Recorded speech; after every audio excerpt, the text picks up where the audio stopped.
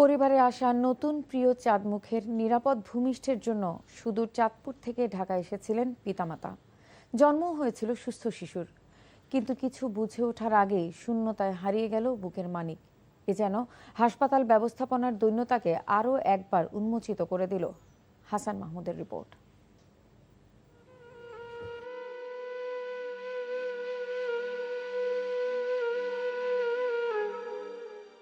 মায়া মোড়ানো এই চক্ষু শীতলকারী ফুলের পরিচয় এখন লাশ।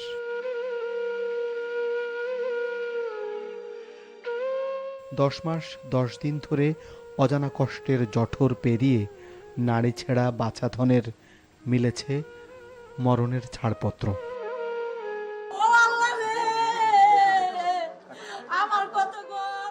চোখ উপচানো বিয়োগ বেদনার জলে কেবলই শূন্যতা। ঈদের খুশির মতো যে শিশু এসেছিল বাবা হবার প্রথম স্বাদ দিতে, সে এখন নিস্তব্ধতায় মিলিয়ে গেছে স্বর্গের পাখি হয়ে। আমার ছেলে ছাগল কিনছে, আকিয়া দিব নাম রাখবো, রাখি নাম রাখি ছেলে ওর বাবা। আমার জানা মতে আমি শুনছি আমার নাতিন দিয়ে তো সাইডে আমি জানি, তারপরে পরের খবর কই ফেললে পরের খবর গাড়ি জানাই নাই তো। নিরাপদ শিশু ভূমিষ্ঠের জন্য যারা হাসপাতালে এসেছিলেন ঢাকার বাইরের জেলা থেকে, তাদের ঘরে ফেরাটা বড্ড ভারী হয়ে উঠল। আমরা বাড়ি যাবো, বাচ্চা লই, ঈদ করবো, এই জায়গাতে আজকে এই শোক, এগুলো কি মানার মতো? আমরা আমাদের সুস্থ বিচার চাই। এগুলো কেন হয়েছে? কোনো কারণ ছাড়া কেন হয়েছে? আমাদের বাচ্চারা তো অসুস্থ ছিল না। আমার আবার বোনকে আর পাবো না। ঝরে গেছে সোহাগের ফুল, খালি হলো মায়ের কোল। তদন্তে কি শেষমেশ মিলবে কার ছিল ভুল? হামের কালো থাবায় যখন দেশ জুড়ে একের পর এক অবোধ শিশুদের প্রাণ যাচ্ছে, ঠিক তখনই এই ধরনের বড় দুর্ঘটনা আবারও মায়েদের বুকে কালো বিষাদের দাগ টেনে দিল। ঈদের আগে নেমে এলো বিষাদের কালো ছায়া। Hasan Mahmud, NTV news, Dhaka. এবার অন্যান্য প্রসঙ্গ।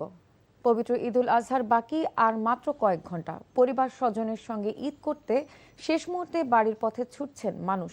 সকালে কমলাপুর রেলওয়ে স্টেশনে উপচে পড়া ভিড় থাকলেও বেলা বাড়ার সঙ্গে সঙ্গে যাত্রীচাপ কিছুটা কমেছে। এদিকে মহাখালী বাস টার্মিনালে পরিদর্শনে এসে সড়ক পরিবহন ও সেতু মন্ত্রী শেখ রবিউল ইসলাম জানিয়েছেন, ঈদযাত্রা স্বস্তিদায়ক করতে সব ব্যবস্থা নেওয়া হয়েছে। বিস্তারিত নাহিদ প্রিন্সের রিপোর্টে। জীবনের ঝুঁকি নিয়ে ঈদের আনন্দ পরিবারের সঙ্গে ভাগ করে নিতে শেকড়ের টানে বাড়ি ফিরছেন মানুষ। তবে গত দুদিনের তুলনায় বুধবার যাত্রী চাপ কম, কিন্তু ট্রেনের শিডিউল বিপর্যয়ে ভোগান্তিতে পড়েছেন উত্তরবঙ্গের যাত্রীরা। আমার ট্রেন হলো 11:15 জয়ন্তিকা এক্সপ্রেস, কিন্তু এখনো মনে হয় প্ল্যাটফর্মে আসে নাই। সবাই সাথে ঈদ করতে দাদা বলি বাসে যাচ্ছি। এদিকে কর্তৃপক্ষের দাবি, টিকিট ছাড়া অতিরিক্ত যাত্রী ওঠায় নিরাপত্তার স্বার্থে ট্রেন কিছুটা ধীরগতিতে চালাতে হচ্ছে। উত্তরবঙ্গে কিন্তু অনেক দূর, আমরা 400-500 কিলোমিটার বা 600 কিলোমিটার পথ একটা ট্রেন পাড়ি দিয়ে যেয়ে আসে। সেই ট্রেনটার সঠিক সময় ধরে রাখা, বিশেষ করে ঈদের সময় যে সতর্কতা অবলম্বন করে, সেটি ধরে রাখা আসলেই কঠিন। বাস কাউন্টারগুলোতেও দেখা গেছে ঘরমুখো মানুষের ভিড়। আলহামদুলিল্লাহ কোনো ভোগান্তি নেই, যা ভাড়া তাই। এসির ভাড়া 500 টাকা রেগুলার ভাড়ায় নিচ্ছে আজকে, কিন্তু আজকে তো ভোগান্তি দেখতেছি না। দুপুরে মহাখালী বাস টার্মিনাল পরিদর্শনে আসেন সড়ক পরিবহন ও সেতু মন্ত্রী। অতিরিক্ত ভাড়া আদায়ের বিরুদ্ধে হুঁশিয়ারি দেন তিনি। সবাই চাই ঈদকে পুঁজি করে, এখন যাত্রীর চাপ আছে, সেখানে কিছু বেশি নেওয়া যায় কিনা এই প্রবণতা জেনারেশন আমাদের আছে, কিন্তু যেখানে আমরা অভিযোগ পাচ্ছি সেখানে ব্যবস্থা নিচ্ছি। দুর্বৃত্তায়ন, সেটাকে তো আপনি রাতারাতি চেঞ্জ করতে পারবেন না। শত ভোগান্তি, শিডিউল বিপর্যয় আর পথের ক্লান্তি শেষে ট্রেন কিংবা বাসের ইঞ্জিন যখনই সচল হচ্ছে, তখনই যাত্রীদের চোখে মুখে ফুটে উঠছে স্বস্তির হাসি। Nahid Prince, NTV news, Dhaka. ঈদের আগে বাড়ি ফেরা মানুষের চাপে ঢাকা টাঙ্গাইল যমুনা সেতু মহাসড়কে প্রায় 15 কিলোমিটার জুড়ে ধীর গতিতে যানবাহন চলাচল করছে। ফলে নির্দিষ্ট সময়ের মধ্যে গন্তব্যে পৌঁছাতে অনিশ্চয়তা দেখা দিয়েছে। এর আগে অতিরিক্ত যানবাহনের চাপ, বৃষ্টির কারণে মহাসড়কে বুধবার ভোর থেকে তীব্র যানজটের সৃষ্টি হয়। যমুনা সেতু পূর্ব পাড় থেকে মির্জাপুর পর্যন্ত প্রায় 40 কিলোমিটার যানজটে চরম দুর্ভোগ পোহাতে হয় দূরপাল্লার যাত্রীদের। অতি বর্ষণার যানজটে সাভারের আশুলিয়া এলাকায় মারাত্মক ভোগান্তির মুখে পড়েছেন ঘরমুখী যাত্রীরা। ঢাকা টাঙ্গাইল ও ঢাকা ময়মনসিংহ মহাসড়কে অনেকটা স্বাভাবিক গতিতে চলছে যানবাহন।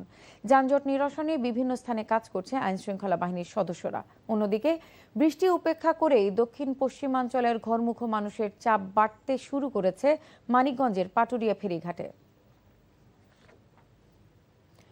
ঈদের দিন সকাল থেকে ঢাকা সহ উত্তরাঞ্চলের জেলাগুলোতে হতে পারে বৃষ্টি। সকালে আবহাওয়া অনুকূলে না থাকলেও বেলা বাড়ার সাথে সাথে বৃষ্টি কমে আসবে বলছে আবহাওয়া অফিস। তবে বৃষ্টির কথা মাথায় রেখে প্রস্তুত জাতীয় ঈদগাহ। ঈদ জামাতে অংশ নেবেন রাষ্ট্রপতি এবং প্রধানমন্ত্রী। নাজিবুর রহমানের রিপোর্ট। বৃষ্টির শঙ্কা মাথায় নিয়েই হাইকোর্ট সংলগ্ন ঈদগাহ মাঠ এখন পুরোপুরি প্রস্তুত। সুরক্ষা ব্যবস্থা আছে অতিবৃষ্টির কথা মাথায় রেখেই। ঈদের বাকি আর মাত্র কয়েক ঘন্টা। এ সময়ে ঈদগাহ মাঠ পরিদর্শন করেন স্থানীয় সরকার প্রতিমন্ত্রী, সাথে ছিলেন দক্ষিণ সিটির প্রশাসক ও ডিএমপি কমিশনার। ঈদের প্রধান জামাতের প্রস্তুতি, বৃষ্টি শঙ্কা আর নিরাপত্তা নিয়ে প্রশ্নের জবাব দেন তারা। পবিত্র ঈদুল আজহার জাতীয় ঈদগাহ ময়দানে ঈদের জামাত অনুষ্ঠিত হবে সকাল 7:30। ইতিমধ্যেই ঈদগাহ ময়দানে সকল প্রস্তুতি সম্পন্ন হয়েছে। আল্লাহ আমাদের সহায় হবেন। বৃষ্টিতে আপনারা দেখেছেন ভিতরে কোনো ক্ষতি হবে না, কিছুই হবে না। বৃষ্টি হলেও আমরা এখানে নামাজ পড়াতে পারবো, কাজে এখানে কোনো অসুবিধা হবে না।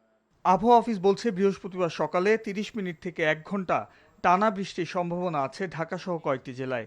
যেখানেই বৃষ্টি শুরু হবে না কেন সেটা হলো 30 মিনিট থেকে সর্বোচ্চ 1 ঘন্টা।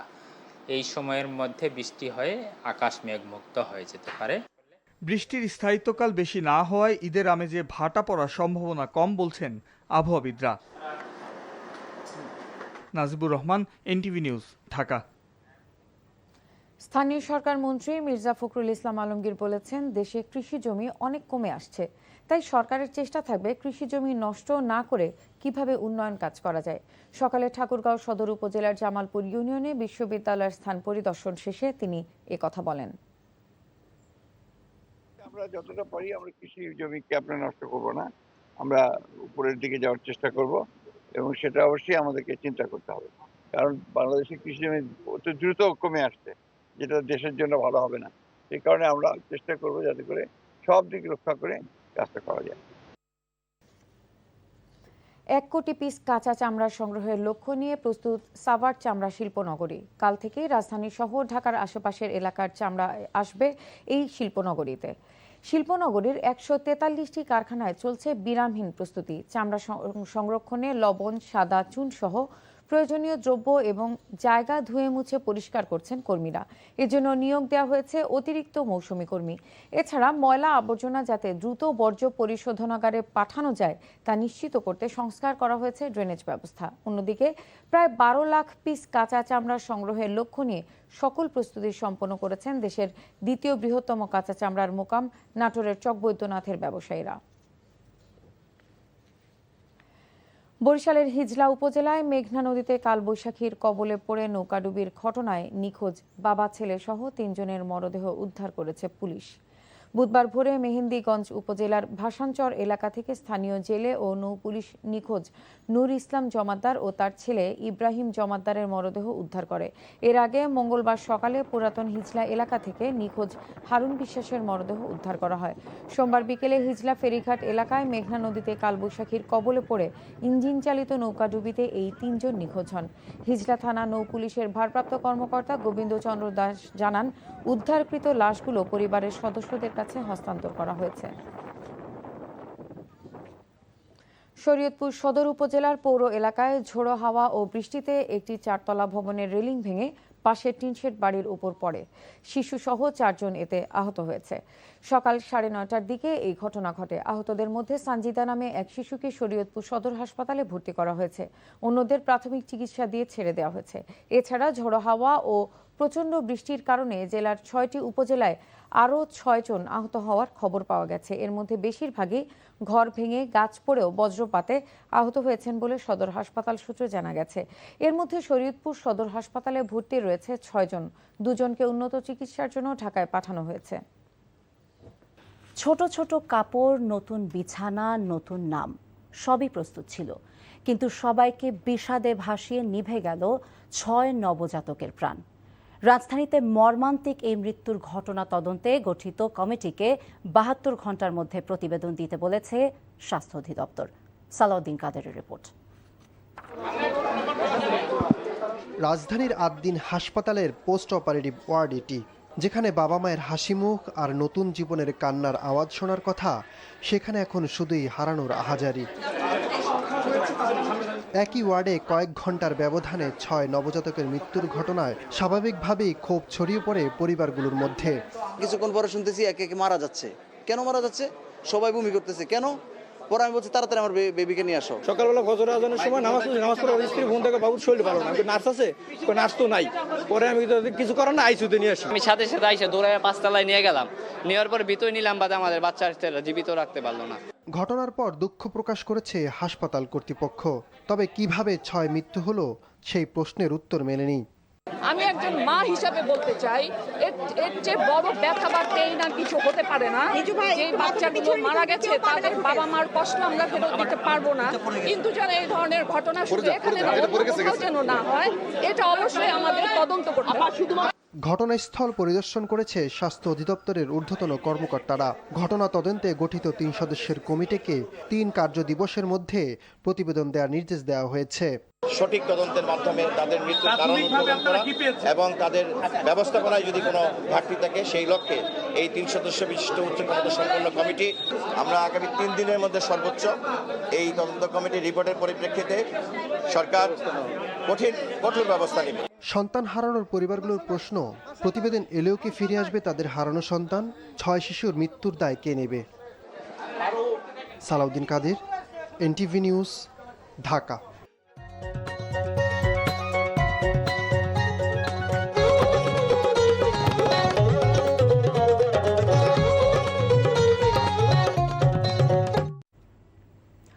কনকা ফ্রিজ প্রেজেন্টস কোরবানির পশুর হাটের খবর। শেষ মুহূর্তে হাটগুলোতে চলছে কোরবানির পশু বেচাকেনা। বেশি বিক্রি হচ্ছে ছোট এবং মাঝারি আকারের গরু। টানা বৃষ্টি, কাদা আর চাহিদার তুলনায় অতিরিক্ত পশু থাকায় দাম কিছুটা কম। বৃষ্টিতে ভোগান্তি বাড়লেও শেষ মুহূর্তে বিক্রি বাড়বে বলে প্রত্যাশা ব্যাপারীদের। সকালে বৃষ্টিতে ক্রেতা সমাগম কম থাকলেও বেলা গড়াতেই রাজধানীর গাবতলী, তেজগাঁ, দিয়াবাড়ি সহ বিভিন্ন পশুর হাটে বাড়তে থাকে উপস্থিতি। তবে অন্যবারের মতো দাম নিয়ে খুব বেশি হাকডাক নেই এবার। টানা বৃষ্টিতে কাদাময় হাট, ক্রেতা কম আর পশুর সরবরাহ বেশি থাকায় অনেক ব্যবসায়ী বাধ্য হচ্ছেন কম দামে গরু ছেড়ে দিতে।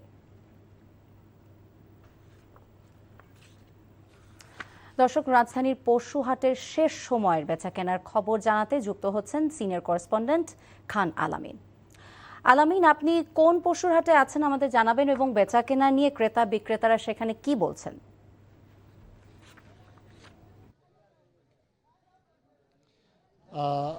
বেশ কয়েক বছর অভিজ্ঞতা থেকে যদি বলতে হয় যে কুরবানির পশুর হাটের সবশেষ দিন অর্থাৎ ঈদের আগের দিনের চিত্রটা হয় দাম অনেক বেশি থাকে, নিয়ন্ত্রণের বাইরে চলে যায়, অথবা একেবারে দাম পড়ে যায়। এই বাস্তবতাটা এসে এবারও আমরা লক্ষ্য করতে পেরেছি। এখন আমি আছি রাজধানীর শাহজাহানপুর কলোনির যেই মাঠ, সেই মাঠের হাটে, এবং আমরা দেখছি যে এখন বিক্রেতার সংখ্যা আছে অনেক, কিন্তু ক্রেতা একজনও এখন পর্যন্ত চোখে পড়েনি। অর্থাৎ প্রায় 20 মিনিট ধরে আমি ঘুরেছি পুরো বাজারটায়, একজন ক্রেতাও এখন পর্যন্ত আমি দেখিনি যে কেউ গরু কিনতে এসেছেন।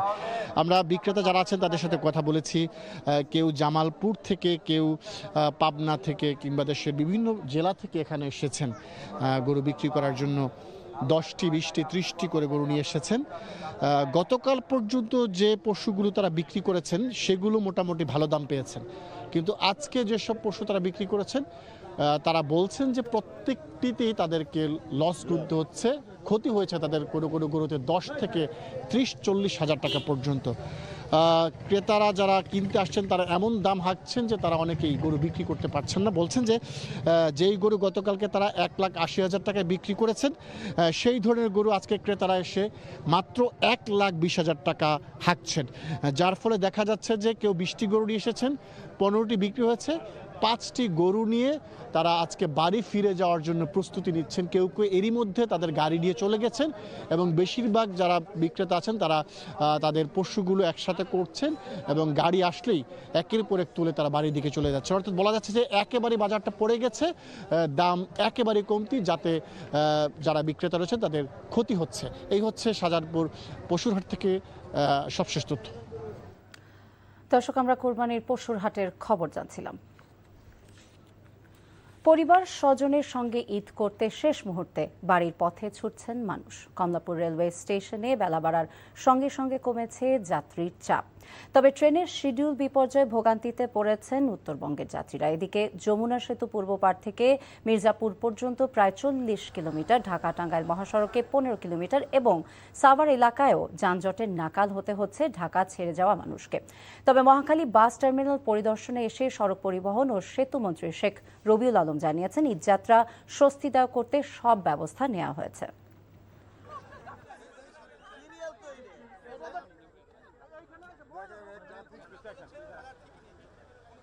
সবাই চায় ঈদকে পুঁজি করে, এখন যাত্রীর চাপ আছে, সেখানে কিছু বেশি নেওয়া যায় কিনা এই প্রবণতা তো এজেন্সিয়ান আমাদের আছে, কিন্তু যেখানে আমরা অভিযোগ পাচ্ছি সেখানে ব্যবস্থা নিচ্ছি। দুর্বৃত্তায়ন সেটাকে তো আপনি রাতারাতি চেঞ্জ করতে পারবেন না। দেশবাসীকে পবিত্র ঈদুল আজহার শুভেচ্ছা জানিয়েছেন প্রধানমন্ত্রী তারেক রহমান। এক ভিডিও বার্তায় তিনি বলেন, শুধু পশু জবাই নয়, লোভ, লালসা, হিংসা এবং মনের পশুত্বকে পরাভূত করার মধ্যেই নিহিত রয়েছে কুরবানির মাহাত্ম্য। দল, মত, ধর্ম, বর্ণ নির্বিশেষে দেশবাসীকে পবিত্র ঈদের শুভেচ্ছা জানাই। ঈদ মোবারক। কোরবানি শুধু পশু জবাই নয়, বরং লোভ, লালসা, হিংসা, বিদ্বেষ আর মনের পশুত্বকে পরাভূত করার দীক্ষা গ্রহণের মধ্যেই নিহিত রয়েছে কোরবানির মাহাত্ম্য ও তাৎপর্য। পবিত্র ঈদে কায় মনোবাক্যে আল্লাহর দরবারে প্রার্থনা, তিনি যেন আমাদের মাতৃভূমি সহ সমগ্র মুসলিম বিশ্ব ও মানব জাতির জন্য শান্তি, নিরাপত্তা ও স্থিতিশীলতা দান করেন। বৃষ্টির শঙ্কা মাথায় রেখে প্রস্তুত করা হয়েছে জাতীয় ঈদগাহ। অতিবৃষ্টির কথাও মাথায় রাখা হয়েছে। এখানে রাষ্ট্রপতি এবং প্রধানমন্ত্রীর ঈদ জামাতে অংশ নেবার কথা রয়েছে। এছাড়া অন্তত 35,000 মানুষ অংশ নিতে পারবেন এই জামাতে। জাতীয় ঈদগাহে ঈদ জামাত অনুষ্ঠিত হবে সকাল 7:30টায়, আর বায়তুল মোকাররমে ঈদের প্রথম জামাত হবে সকাল 7টায়।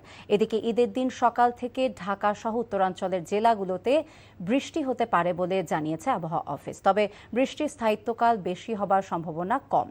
সকালে ঈদগাহ মাঠ পরিদর্শন করেন স্থানীয় সরকার প্রতিমন্ত্রী, সাথে ছিলেন দক্ষিণ সিটির প্রশাসক এবং ডিএমপি কমিশনার। ঈদের আগের দিনও রাজধানীর হাসপাতালগুলোতে কাতরাচ্ছে হাম আক্রান্ত শিশুরা। প্রতিদিন বাড়ছে শনাক্তের সংখ্যা। সবশেষ 24 ঘন্টা হাম এবং উপসর্গে আরও 5 জনের মৃত্যু হয়েছে। নতুন করে আক্রান্ত হয়েছে 1118 জন। রাজধানীর ডিএনসিসি হাসপাতালে নতুন 90 জন সহ হাম আক্রান্ত 365 শিশু চিকিৎসাধীন রয়েছে, আর ছুটি পেয়েছে 126 জন। এমন তথ্য জানিয়েছেন ডিএনসিসির শিশু স্বাস্থ্য বিভাগ। এই হাসপাতালের আইসিইউতে 50 জন রোগীর মধ্যে 7 শিশুর অবস্থা গুরুতর। নির্বাচনের আগেই বিনা প্রতিদ্বন্দ্বিতায় নির্বাচিত হয়েছেন 8 পরিচালক। ক্রমে প্রতিদ্বন্দ্বিতাবিহীন হয়ে পড়া বিসিবি নির্বাচনে আগ্রহের জন্ম দিয়েছে ক্লাব ক্যাটাগরি। নিলয় মজুমদারের রিপোর্ট। কোন 25 জন হচ্ছেন বিসিবি পরিচালক তা আনুষ্ঠানিকভাবে জানতে জুনের 7 তারিখ পর্যন্ত অপেক্ষা করতে হলেও কয়েকজন প্রার্থী সরে দাঁড়ানোতে স্পষ্ট হয়ে উঠেছে কাদের হাতে উঠতে যাচ্ছে দেশের ক্রিকেটের দায়িত্ব। আঞ্চলিক ও জেলা ক্রীড়া সংস্থা অর্থাৎ ক্যাটাগরি 1 থেকে ইতিমধ্যে বিনা প্রতিদ্বন্দ্বিতায় নির্বাচিত হয়ে গেছেন 7 জন পরিচালক। যদিও পারিবারিক কারণে সরে দাঁড়াতে পারেন মীর শাকরুল আলম সীমান্ত।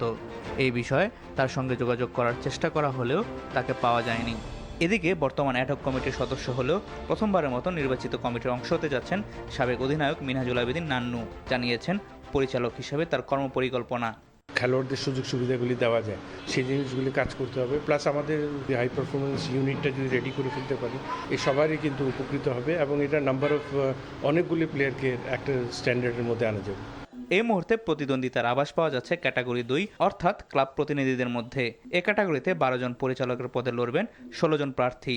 আসন্ন নির্বাচনে বর্তমান সরকার ঘনিষ্ঠ প্রার্থীদের আধিক্য নিয়ে নিজেদের ভাবনা জানিয়েছেন প্রথমবারের মতো নির্বাচনে অংশ নেওয়া ডাক্তার সরকার মাহবুব আহমেদ শামীম। ক্রিকেট বোর্ড চালানোর জন্য যদি সরকারের ঘনিষ্ঠ ব্যক্তি থাকে আমি তো এটাকে বোর্ডের জন্য আশীর্বাদ মনে করব। এবং বোর্ডের মধ্যে করতে সব ক্রিকেটারেরও প্রয়োজন নাই, কিন্তু কারণ আমরা তো এমন না যে রাজনৈতিক লোকদেরকে ক্রিকেটের কোচ হিসেবে নিয়োগ দিচ্ছি, কোচিং স্টাফ হিসেবে নিয়োগ দিচ্ছি, বা ক্রিকেটার তো দলীয় বিবেচনা নেওয়া হচ্ছে না। তো আপনি চালানোর জন্য তো অবশ্যই গভর্নমেন্টের মতো করে চিন্তা করবে। নীলা মজুমদার, এনটিভি নিউজ, ঢাকা।